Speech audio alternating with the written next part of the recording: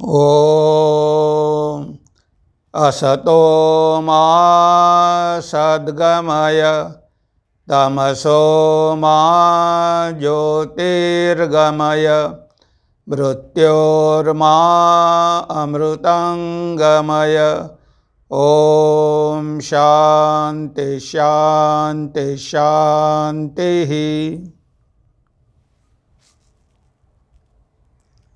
प्रिय मित्रांनो, नमस्कार। प्रबोधन या मालिकेमध्ये आपलं सगळ्यांचं स्वागत आहे। छोटासा विचार घेऊन आपण त्यावर चिंतन करणार आहोत। आज आहे यश मिळणारच, पण त्याच्यापुढे पण आहे मात्र। बघा, प्रत्येकाला जीवनामध्ये यश प्राप्त करून घ्यायचं असतं। प्रत्येकाला वाटतं की मी यशस्वी झालो पाहिजे, पण हे स्वप्न चांगलं आहे, तुमचा आदर्श उच्च आहे, हे सगळं ठीक आहे आणि यश तुम्हाला मिळणारच। आपण केव्हा अपयशी होतो की आपला आदर्श फार उच्च असतो, पण त्यासाठी जेवढे प्रयत्न करायला पाहिजे ते प्रयत्न आपण करत नाही। म्हणजे आपण आपली क्षमता ओळखत नाही, आपला जमेल की नाही हा विचारही करत नाही। तुम्हाला जमेल म्हणजे न जमण्यासारखं काहीही नाही आहे। मनुष्याने सगळं काही केलेलं आहे, पण तेवढे कठोर परिश्रम करण्याची तयारी पाहिजे। 12-12, 15-15 तास मेहनत करण्याची तयारी पाहिजे, मनाची एकाग्रता पाहिजे, आपल्या ध्येयावर प्रेम पाहिजे। ह्या सगळ्या गोष्टी असेल तर जमेल ना। पण मी काहीही करणार नाही, मी आळसामध्ये पडून राहील आणि मला सगळं काही मिळालं पाहिजे। आता जर एखादा सिंह तो आळसामध्ये पडला असेल आणि त्याला वाटते की शिकार येऊन त्याच्या तोंडामध्ये पडली पाहिजे, ते कधी शक्य आहे का? ते कधीही शक्य नाही। म्हणून तुम्हाला कोणतीही गोष्ट प्राप्त करण्यासाठी प्रयत्न केले पाहिजे। एक सुंदर सुभाषित आहे, उद्यमेन हि सिद्ध्यन्ति कार्याणि न मनोरथैः। म्हणजे कोणतंही कार्य सिद्ध कशामुळे होते? उद्यम। उद्यम म्हणजे मेहनत, प्रयत्न। उद्यमेन हि सिद्ध्यन्ति कार्याणि, तर प्रयत्न केल्यामुळेच कार्यामध्ये आपल्याला सिद्धी लाभत असते। न मनोरथैः, आपण कितीही स्वप्न बघितले, आपण कितीही कल्पना केल्या, आपण कितीही मनोरथ केली, तरी प्रयत्न न करता जर आपल्याला पाहिजे असेल तर शेवटी निराशाच आपल्या पदरी पडणार आहे।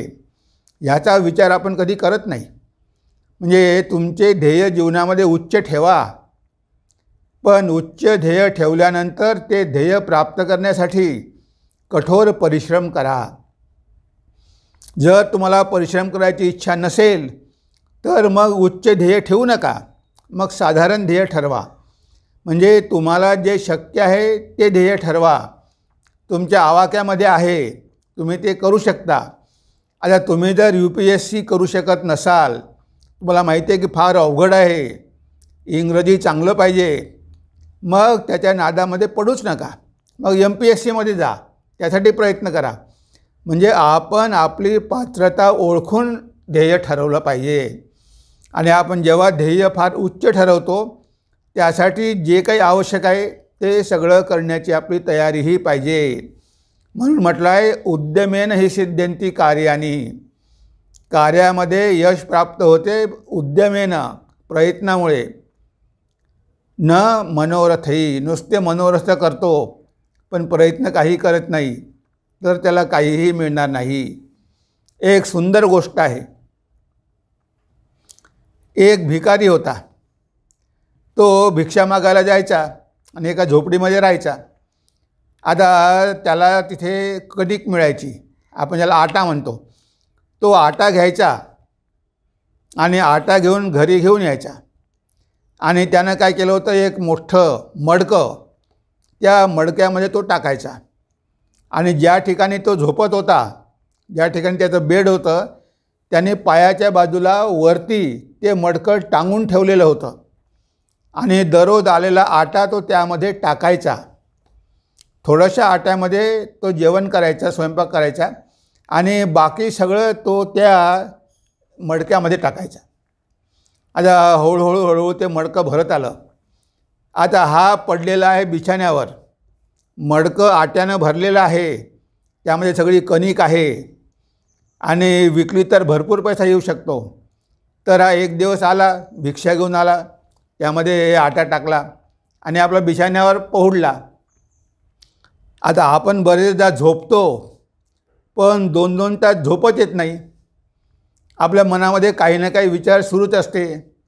मग हे झालं की काय करायचं, ते झालं की काय करायचं, ते झालं की काय करायचं, म्हणजे असे आपले स्वप्न बघणं सुरूच असतं. आणि हा पण तसे मनोरथ करू लागला.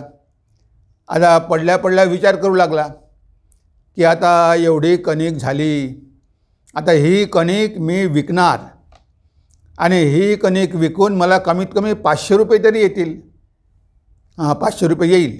मग 500 रुपयामध्ये मी एक बकरी घेईल आणि ती बकरी 1 वर्षामध्ये 4-5 पिलं देईल आणि 1 वर्षामध्ये 4च्या 5 बकऱ्या, एका बकरीच्या 5 बकऱ्या होतील, 4-5 बकऱ्या होतील. मग मी काय करेल, त्या बकऱ्या विकेल आणि त्या सगळ्या बकऱ्या विकून जो काही पैसा येईल त्यापासून मी एक गाय घेईल. आता विचार सुरू आहे, पडलेला आहे बिछाण्यावर. एक चांगली गाय घेईल आणि गाईचं दूध विकेल, गाईचं तूप विकेल, लोणी विकेल, हे सगळं मी विकेल आणि त्यानंतर गाईला बैल पण होईल, वासरू होईल. मग त्या वासरांना मी मोठं करेल, ते बैल मोठे होतील आणि मोठे झाल्यानंतर ते बैल मी विकून टाकील. म्हणजे एकाचे 8 झाले, 10 बैल झाले, मग मी विकून टाकील आणि मला भरपूर पैसा येईल. मग त्या पैशामधून मी जमीन विकत घेईल, जमीन विकत घेईल, त्या जमिनीमध्ये मी मेहनत करील आणि त्या जमिनीमधून चांगलं पीक काढेल आणि ते पीक हळूहळू खूप जास्त होत जाईल. मग मी छानपैकी घर बांधेल आणि घर बांधल्यानंतर ते उत्पन्न वाढलं की अजून जमीन खरेदी करेल, अजून जमीन खरेदी करेल. मग हळूहळू मी मोठा जमीनदार होईल, जमीनदार होईल, माझं चांगलं घर राहील आणि त्यानंतर मी काय करेल, एक घोडा घेईल. कारण एवढी मोठी जमीन आहे, पैदल तर जाणं होत नाही. मग एक छानपैकी घोडा घेईल, त्या घोड्यावर बसून मी सगळ्या जमिनीला चक्कर मारेल, सगळी देखरेख करेल आणि त्याच्यानंतर मी लग्न करेल. एवढं पहिले झालं पाहिजे, घर झालं पाहिजे, घोडा झाला पाहिजे, जमीन झाली पाहिजे, मग मी लग्न करेल. आणि लग्न केल्यानंतर मग बायको येईल, मग मला मुलं बाळं होतील, मी आनंदामध्ये राहू लागेल. आणि माझा मुलगा जेव्हा त्या घोड्याकडे जाईल, आता घोडा तर माहीत आहे कशी पछाड मारतो. आता तो घोडा, त्या मुलगा त्या घोड्याकडे जात आहे. जेव्हा मी बघेल की तो मुलगा घोड्याकडे जात आहे, तेव्हा मी बायकोला ओरडून सांगेल, अगं तो मुलगा घोड्याकडे जात आहे, त्याला उचलून घेऊन ये, नाही तर घोडा लाथ मारेल. मी एकदा सांगेल, 2दा सांगेल, 3दा सांगेल, पण तिनं जर माझं ऐकलं नाही, त्या मुलाला जर घोड्यापासून दूर केलं नाही, तर मला खूप राग येईल आणि मला राग आल्यानंतर मी तिला एक जोरात लाथ मारेल. आता लाथ मारायचं म्हटल्यानंतर त्यानं लाथ खरोखरच मारली, पडल्या एक त्यानं जोरात लाथ मारली आणि काय झालं, त्याची लाथ लागली त्या मडक्याला.